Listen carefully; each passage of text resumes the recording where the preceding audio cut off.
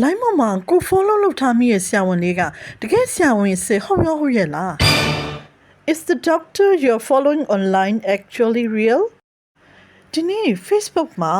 ဆရာဝန်ရောင်ဆောင်ပြီးတော့လူတွေကိုလိမ့်နေလှည့်ပြားနေရလို့ယူဆရတဲ့သူတွေအကြောင်းသတင်းတက်လာတာဖတ်လိုက်ရပါတယ်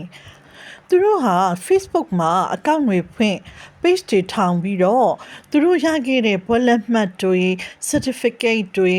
diploma တွေကိုအတူလုပ်တယ်ပြီးတဲ့ခါကျတော့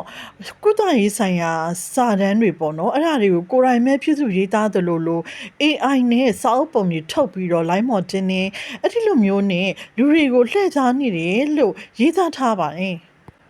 I just saw news about people pretending to be doctors on Facebook. They are using AI to make fake degrees and medical books just to scam people. အခုလို AI ကူညီနဲ့သတင်းချက်လက်အမှားတွေကိုဖဖောတည်တည်နဲ့အလွယ်တကူထုတ်လို့ရနေတဲ့ခေတ်မှာဤပညာကိုတလွဲသုံးချပြီးတော့လူတွေကိုလိမ်လည်အကျိုးမြတ်ထုတ်ချင်တဲ့လူတချို့ရှိကောင်းရှိနေနိုင်ပါရဲ့ရှင်တကယ်ကျွန်တော်အနေနဲ့ရောဒီကိစ္စကိုဘယ်လိုထင်မြင်မိပါသလဲရှင် It's so easy to create fake info with AI these days.